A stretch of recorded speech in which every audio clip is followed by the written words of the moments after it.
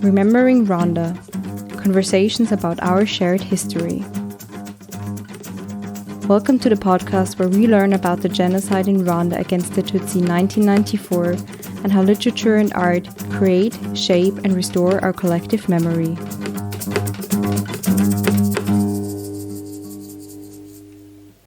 Hello and welcome to today's episode of Remembering Rwanda. It's Laura, Dora, and I'm Ines, and we're going to be joined online by a very special guest. We already announced her in the last episode about Scholastique Mukasonga. It's Malaika Uwamahoro. She is an actress, poetry slammer, and social rights activist from Rwanda, currently based in the US.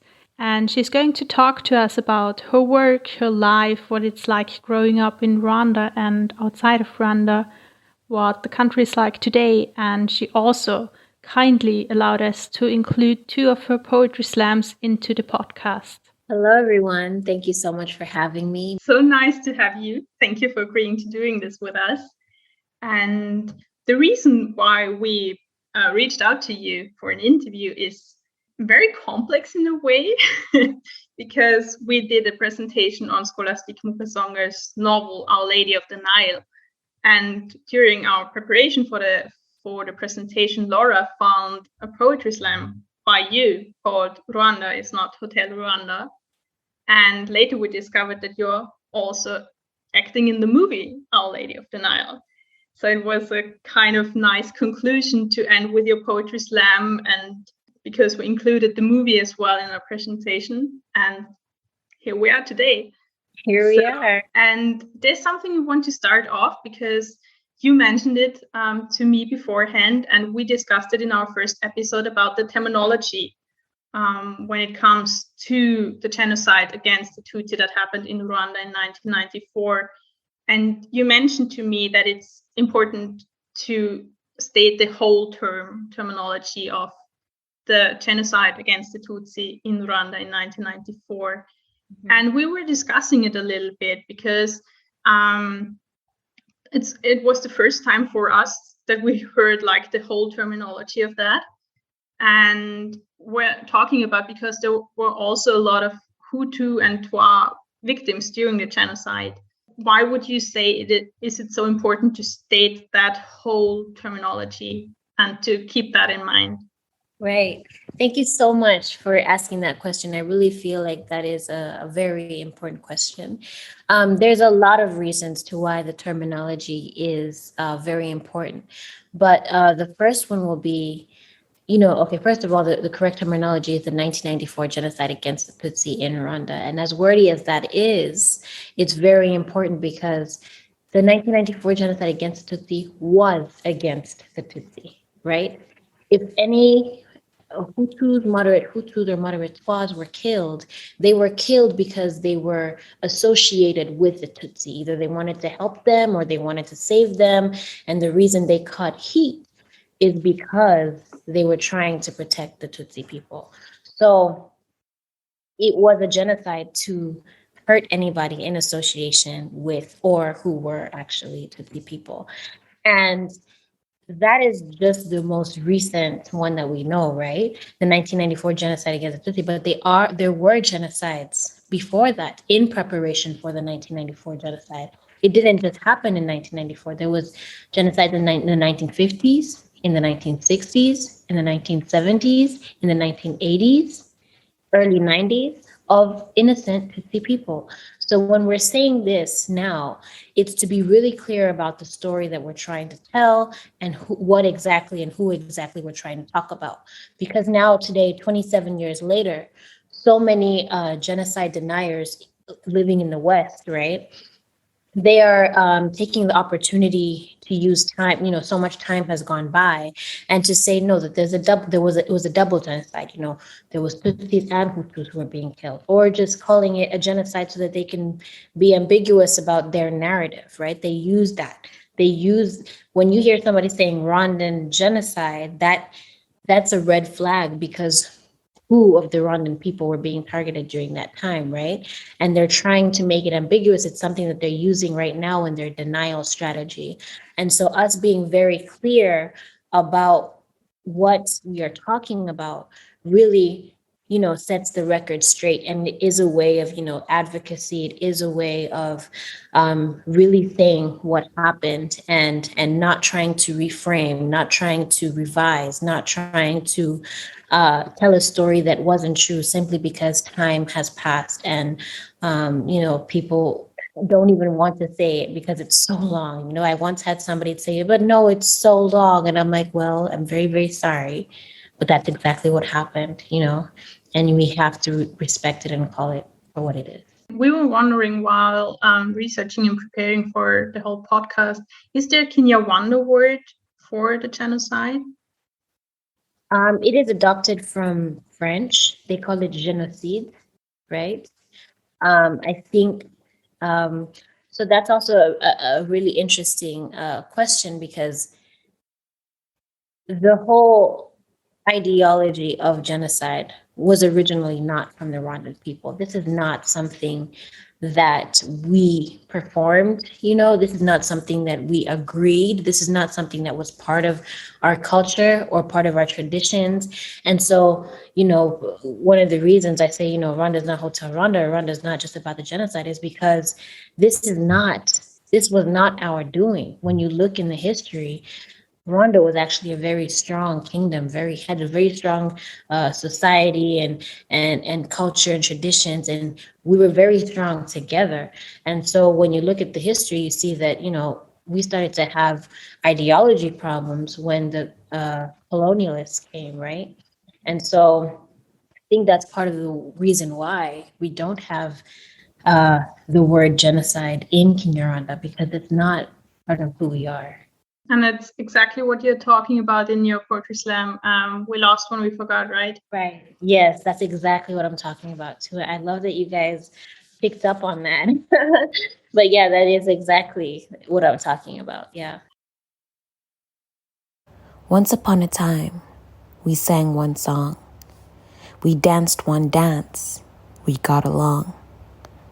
Once upon a time, we intertwined. We wined and dined. We were just fine.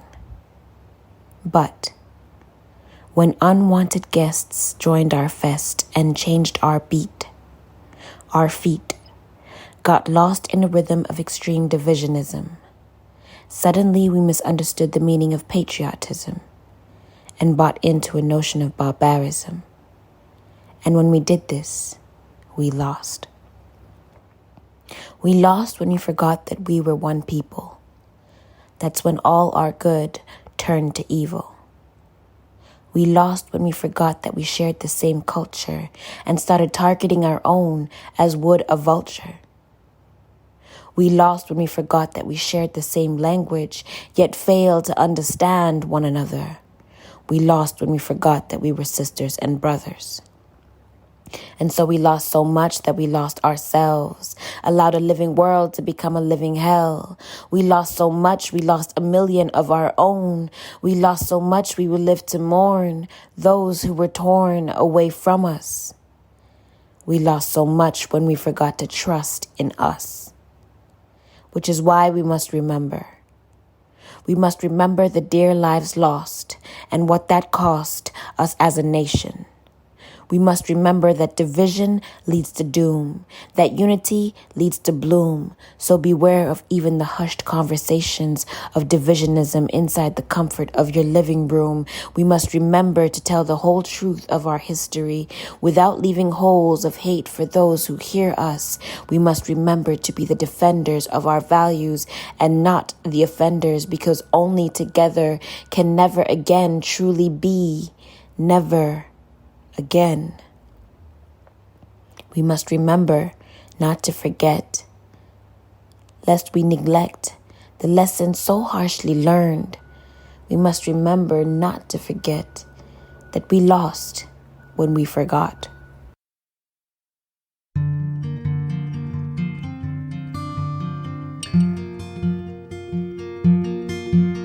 That was Malaika Uwamahoro's poetry slam, We Lost When We Forgot.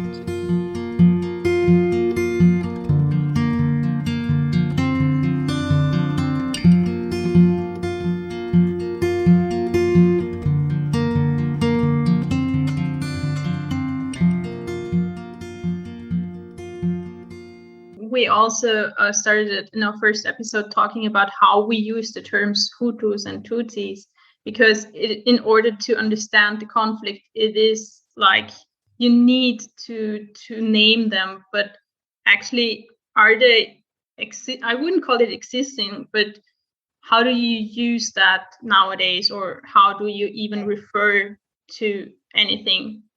Well, nowadays we don't use that. Nowadays we call each other Rwandans, and I'll tell you why, right?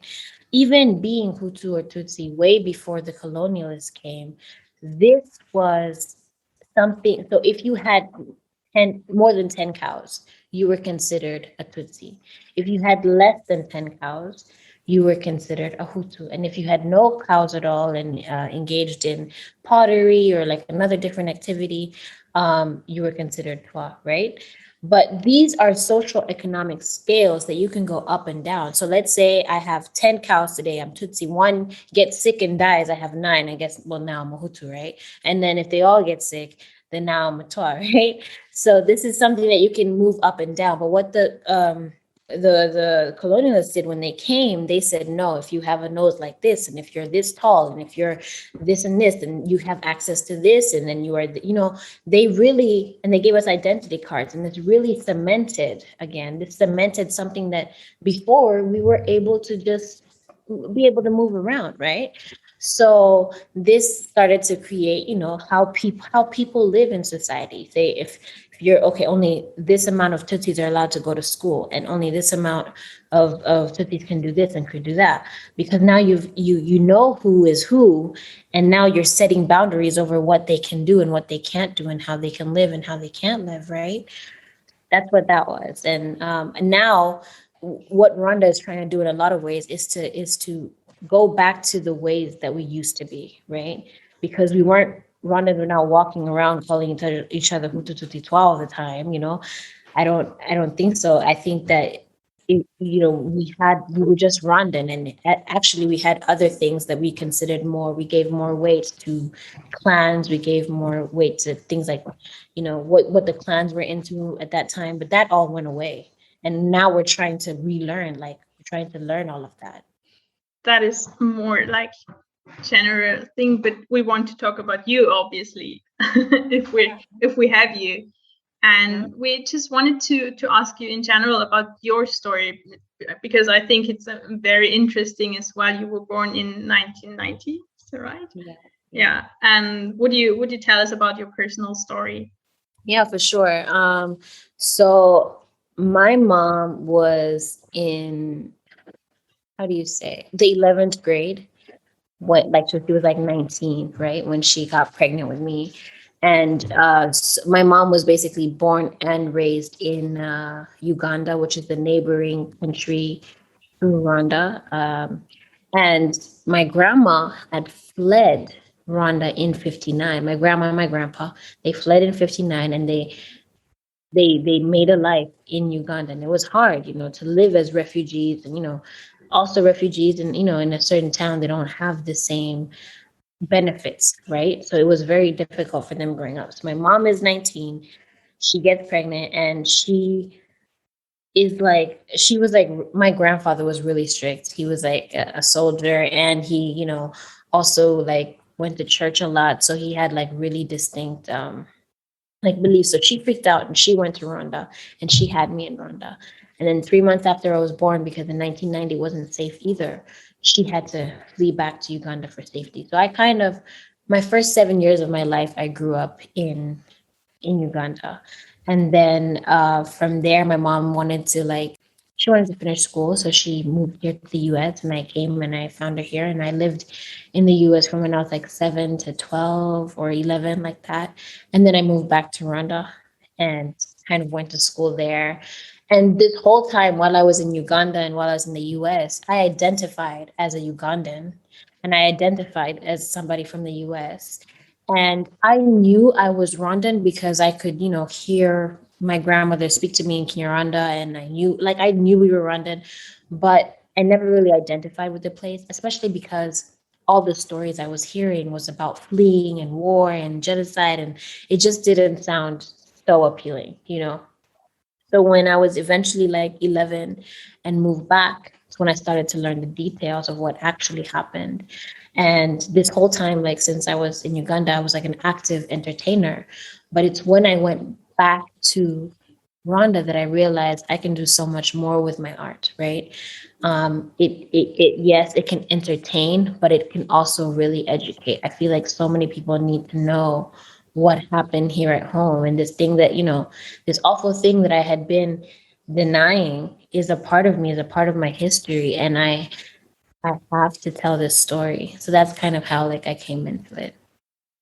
Thank you so much for telling your personal story or telling us a little bit more about that. I was wondering, could you talk a little bit more about how was growing up in the generation after the genocide against the Tutsi was like?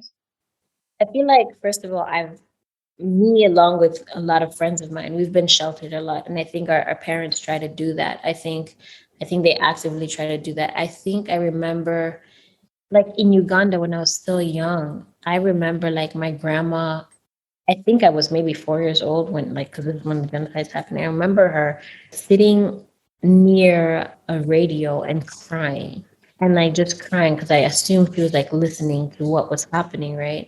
And every time, and I think that's why I was like, as a young person, I was so like heartbroken by Rhonda before I even knew her, and I didn't want to because I just related her to pain, right? Um, so when I went back and I started to really learn what happened, my eyes, like in my mom's silence made sense, my grandma's silence made sense because there were some really horrible things that happened in Rwanda during the 1994 genocide against Tutsi and the genocides before that. So I know a lot of children who were sheltered by their parents to the point where maybe they've only been to the Genocide Memorial Center once, or they have the option not to want to. But I was kind of really curious. I became really curious once I found out, and I just wanted to know more. And I really started to delve in. So I would say that my experience might have been a little different from kids around me, but there are a couple of things that I was able to use my knowledge for. Like my grandma, for instance, has a really hard time letting go of that kind of ideology, right? And so, when I'm talking to her, I tell her, you need to be careful how you tell these stories to my siblings who don't have as much context as I do, because you might be creating hate where there could be love and understanding just because of what happened to you, right? And so I just pray that, eventually a lot of us, will interact with this kind of work that I do, because I feel like it's for young people, and be able to really know the dangers of this kind of ideology and not to carry it on into future generations. So I feel like there's a very big responsibility, but also there is a sheltering that has to happen, or that is happening in a lot of ways. And what's it like today? I mean, I think you're going back and forth a lot, right? To Rwanda and to the US. And what's it like today for the generations today who were born after the genocide? And what's different to your youth and your process of growing up?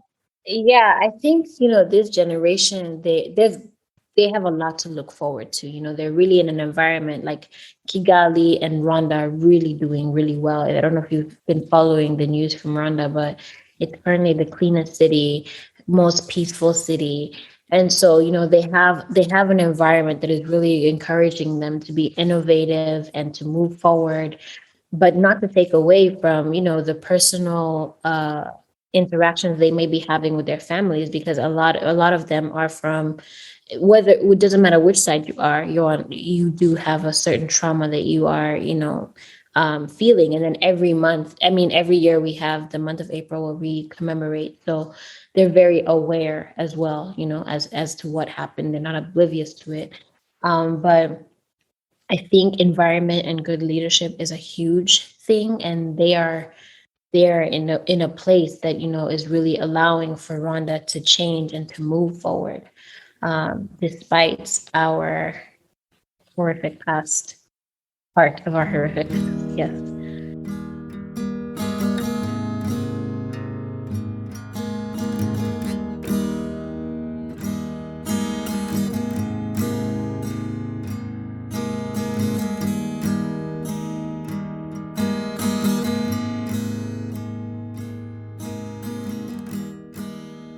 You already mentioned that the reason why you started doing art in one way is your Rwandan story. So, but is that the only reason? Can you tell us a little bit more? How did you get involved in the field of arts? What made you start doing it and continue? What is your motivation about arts? Yeah. Okay, for sure. So like I said, so my mom was a single mom for a long time, right? She got remarried when I was about 12. So for the first 12 years of my life, I'm basically living with my mom and my grandma, you know. When I was born into a family of artists, right? My mom, just by gift or talent, she's an interior designer, right? My grandma is a tailor. My two aunts were performing artists, and my two uncles were visual artists. So I kind of came into this family of just like, I was seeing people design things. I was seeing, my grandma touch fabrics and look at different fabrics. I was going into fabric stores.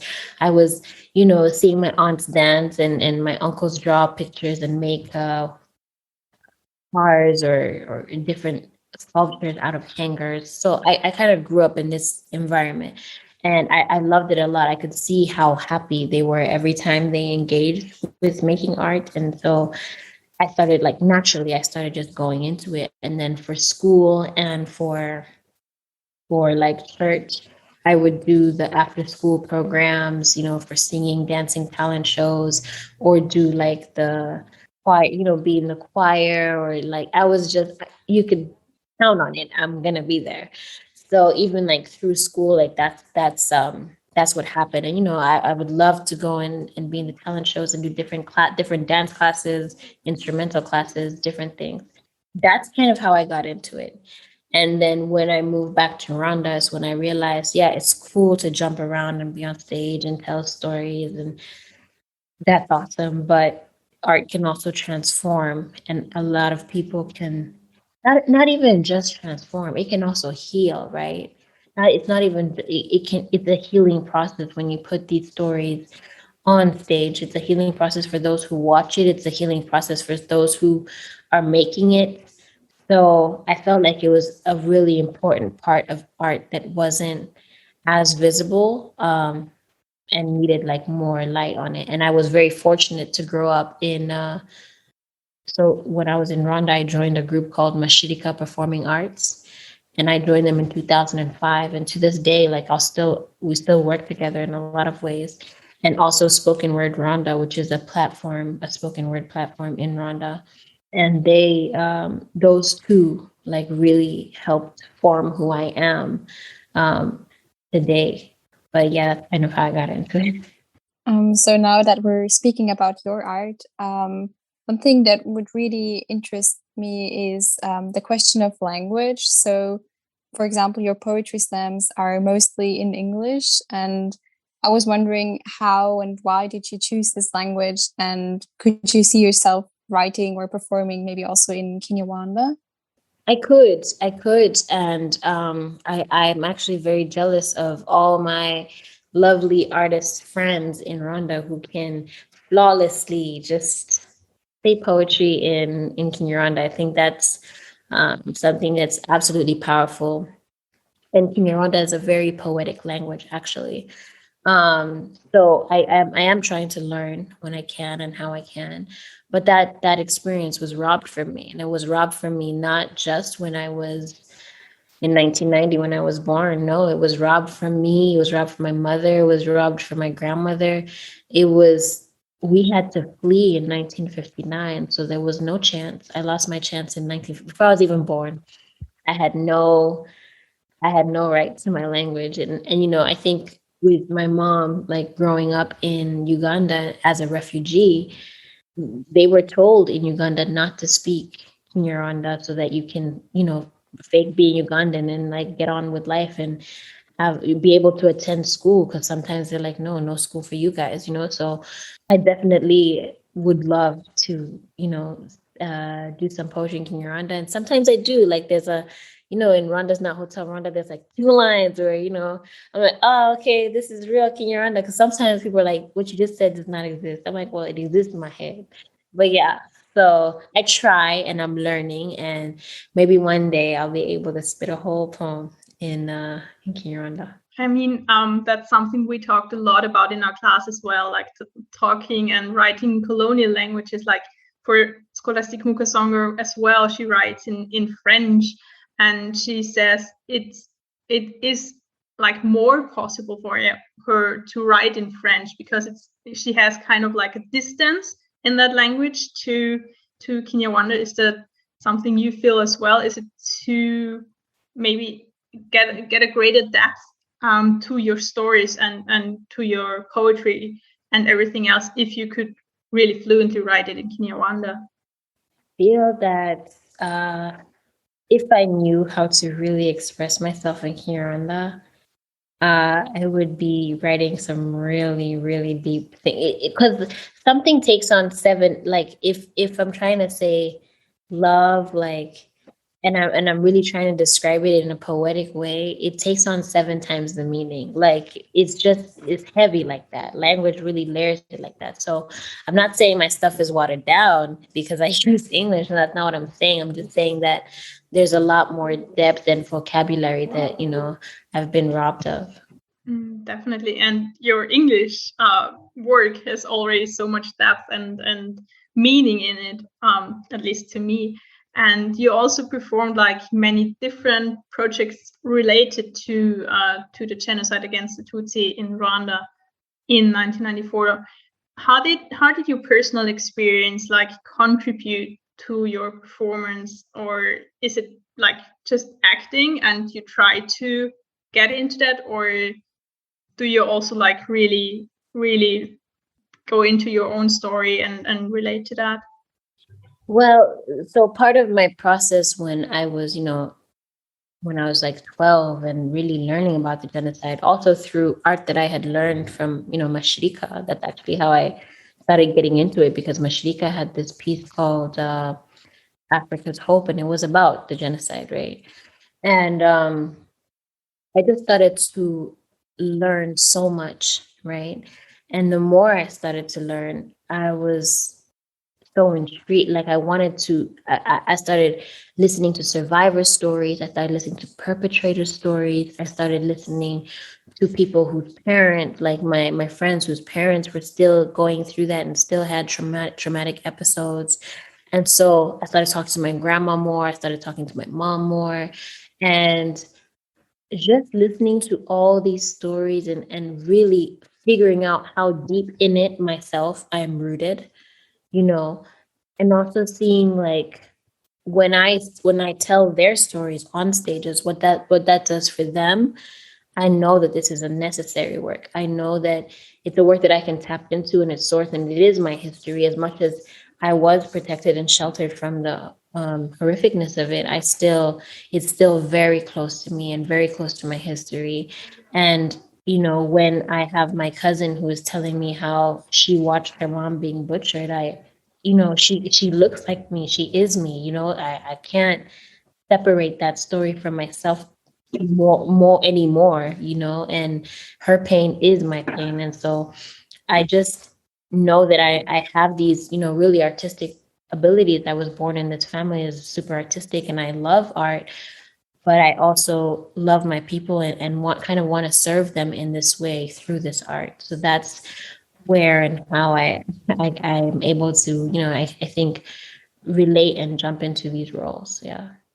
And you already talked about like art is already also like a great opportunity to address those topics, but also to heal trauma. And that's something we were talking a lot during the semester about, creating memory, creating like a new history, and also heal trauma as in Scholastique Mukasonga's work herself, or she says herself that it was like or when she started writing, her healing process started. And you're also one of the actresses, the amazing actresses in Our Lady of the Nile. And we just wanted to ask you about that experience. Did you know the novel before, and how was it like to work with Scholastique, with Atik, the director of the movie, and the other girls, and to shoot it entirely in Rwanda as well? It was an amazing experience. I had not read the book before. I had come across it, and I think it was in my mom's library because she's a really big avid reader, especially on stories about Rwanda. So I think it was in her library, but I hadn't read it yet.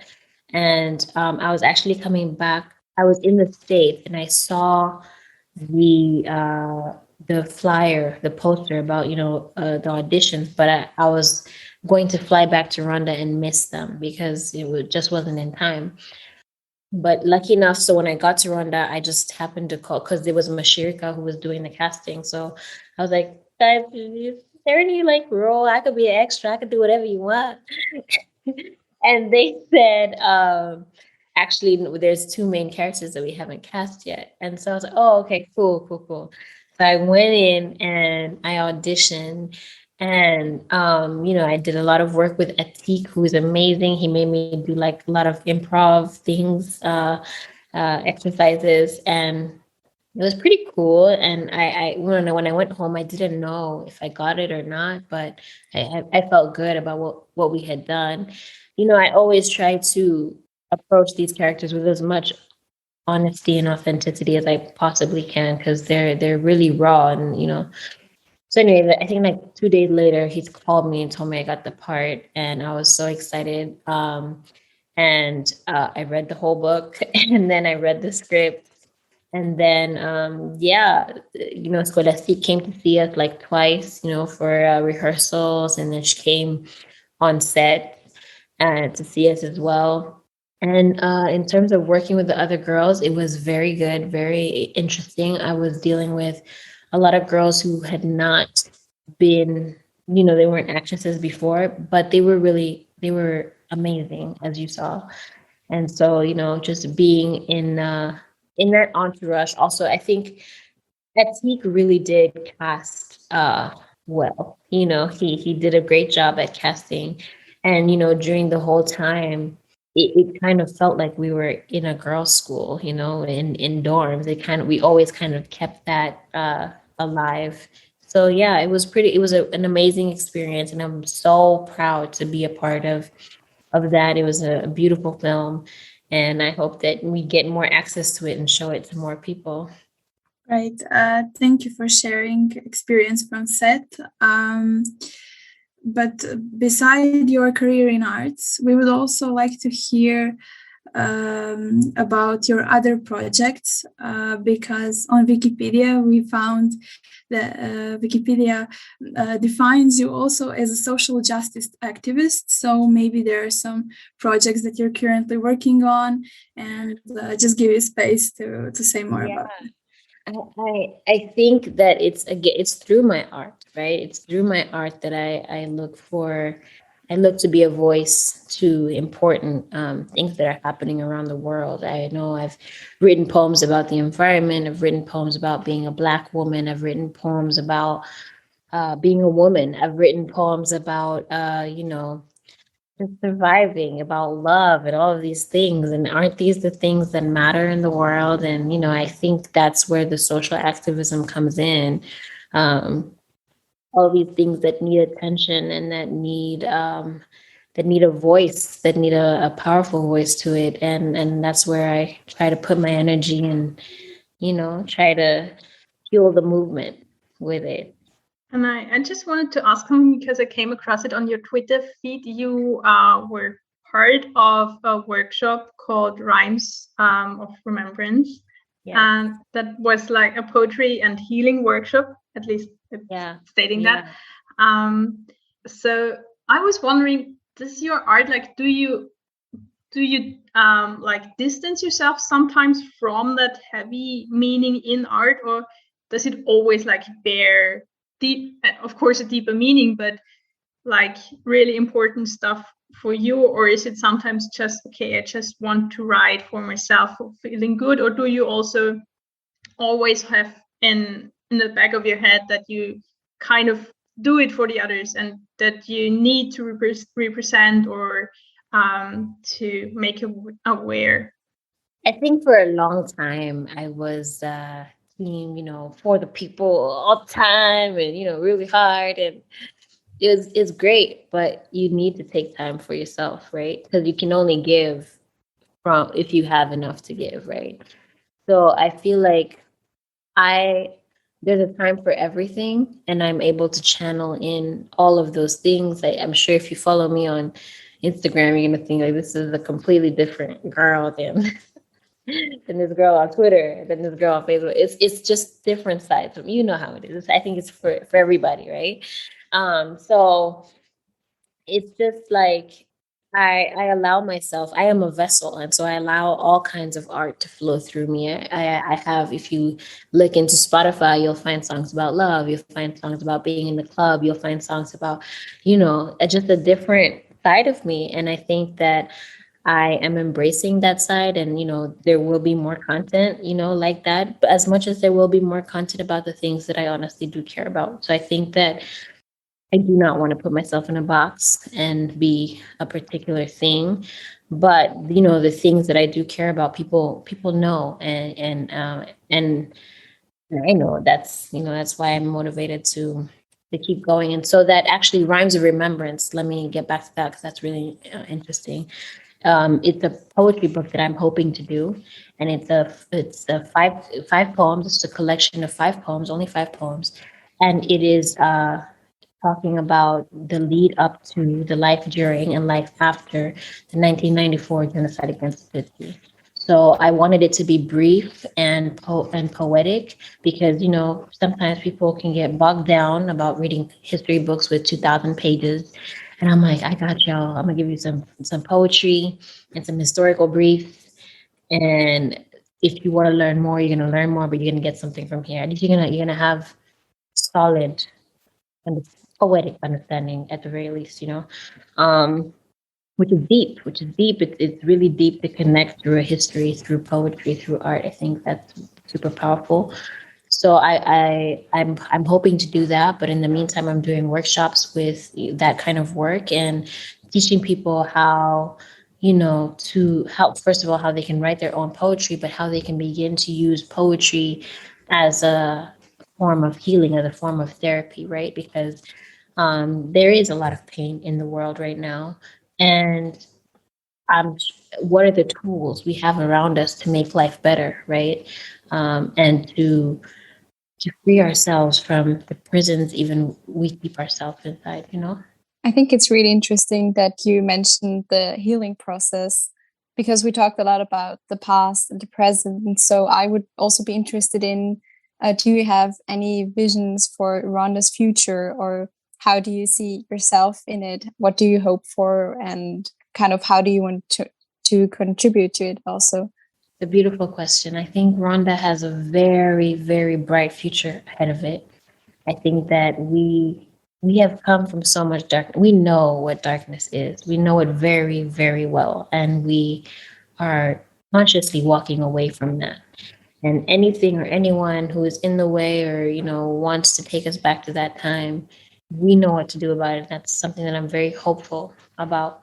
And so I'm just really excited for Rwanda's future. I'm excited to be a Rwandan. That's something that I wasn't able to say when I was 10 with my big head. Now I know better. I'm proud to be Rwandan, and I think that it's a very exciting time for Rwandans, for Rwanda, and you ladies should visit when you get the chance. Please do visit. Yeah, we were like, as soon as traveling is possible again, we have to go. Rwanda is not Hotel Rwanda. Rwanda is not Hotel Rwanda. No, Rwanda is the heart-beating life of Africa, the world's example and definition of hope, resilience, and ambition.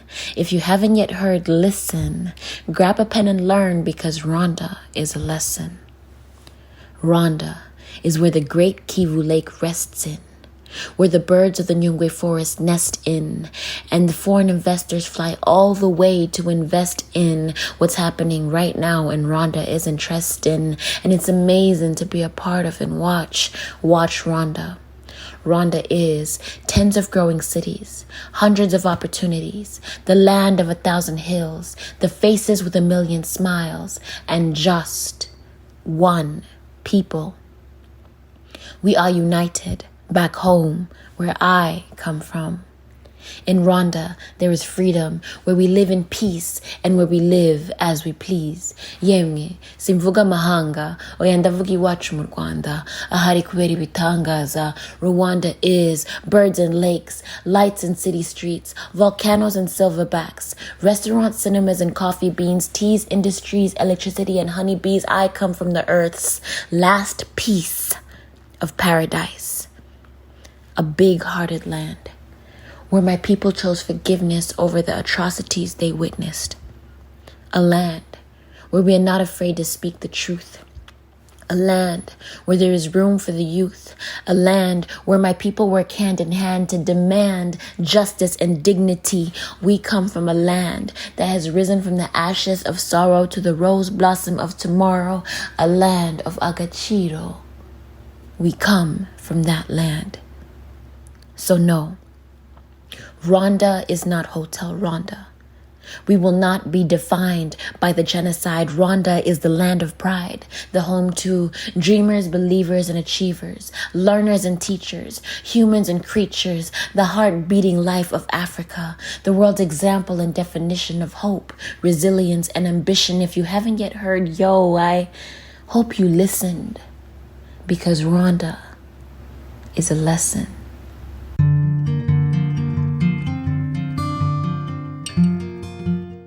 We also hope you listened carefully to Malaika Uwamahoro's poetry slam.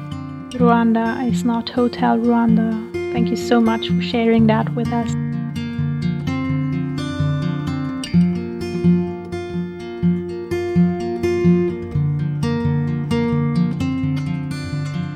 In your art, you speak a lot about of important things, like you already mentioned injustice, colonialism, but also about like kind of the danger of single story narratives as well, like Chimamanda Ngozi Adichie put it.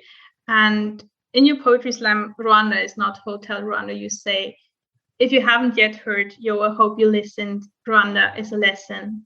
And we just want to hear from you what lesson. I mean, we all kind of know, but what lesson is Rwanda? What do you want your audience to learn and take away, or to start learning about? Well, first of all, I want them to know that Rwanda is so much more, right? So much more than this like, because I think the frustration for me came when I would tell people I'm from Rwanda. They're like, oh, Hotel Rwanda, or like, oh, the genocide. And I'm just like, y'all, first of all, we're so much more than that, right? And this movie that, first of all, we as Rwandans, we don't accept it because it applauds someone who is not deserving of applause, right? Who did some very horrible things at that time, and who's gotten awards and respect all over the world for this. So whenever you see a movie it doesn't include a person from that place, just raise your eyebrows all the time. Just be like, I'm not sure. All right. So but yeah, so Rwanda is so much more. And even before the 1994 genocide against the Tutsi, we had a history. We had so much. So I want you to learn all of these things. Rwanda is a lesson in that sense. You know, there's so much beauty and so much culture and so many traditions that you have not been exposed to, because all you're curious about is the genocide. You know, and so Rwanda is so much more in that sense, but also, and is a lesson in that sense. And it's also a lesson in the sense that we came from a horrible way of thinking, right? Of thinking about each other as humans. We came from a horrible way of doing that. And we know the consequences that come from that kind of thinking, right? And we've learned that, and the world has not learned that. The world continues to have all sorts of ideologies that harm one another.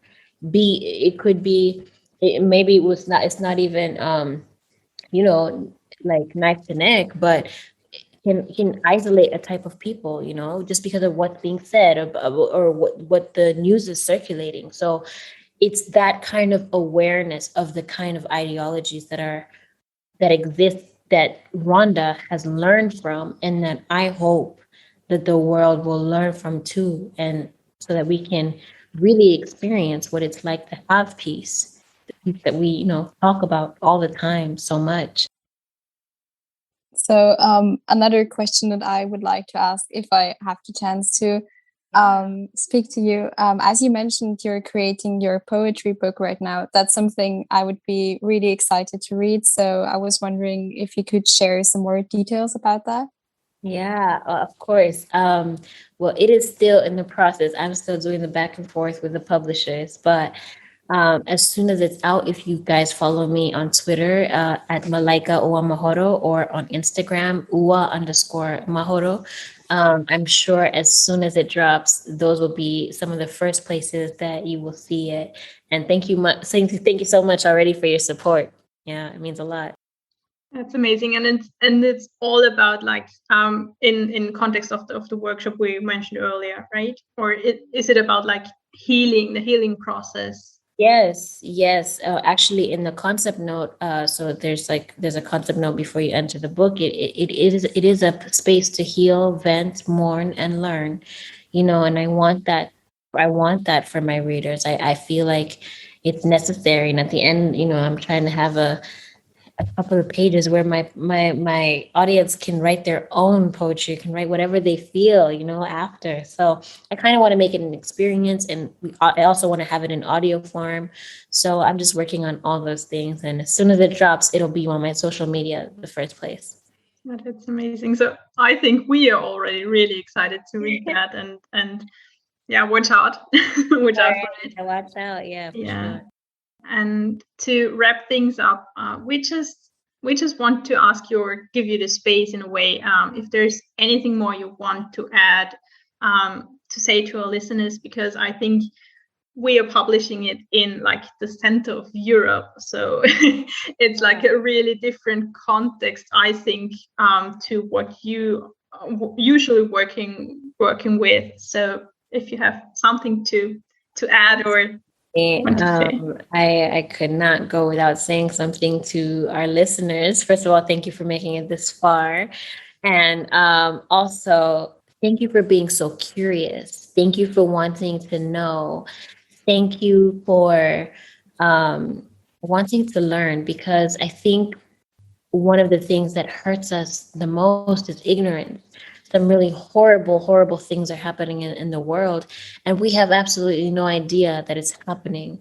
And so I just want to thank you for taking this time. I know it means a lot to my people, you know, people I come from, that, you know, that you would be so curious to figure out who Malaika Uwamahoro is, where she comes from, what kind of work she does, and to really dig deep. And so I just really want to thank you.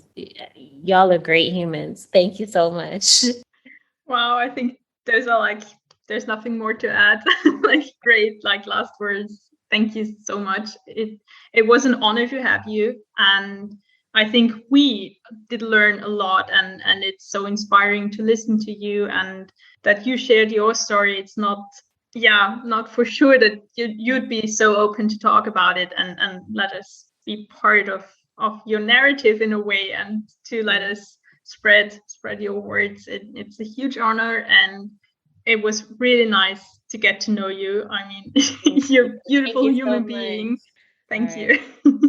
Thank you so much.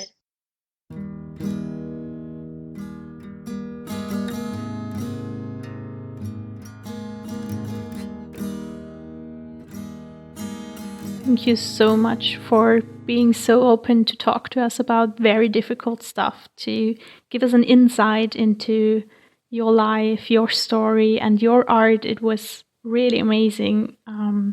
And we're really looking forward to your new projects, what's coming next for you. And this was Malaika Uwamahoro for our podcast, Remembering Rwanda, conversations about our shared histories. We just want to give you a big thanks for your time, for your kindness, and for all the stories you shared with us today.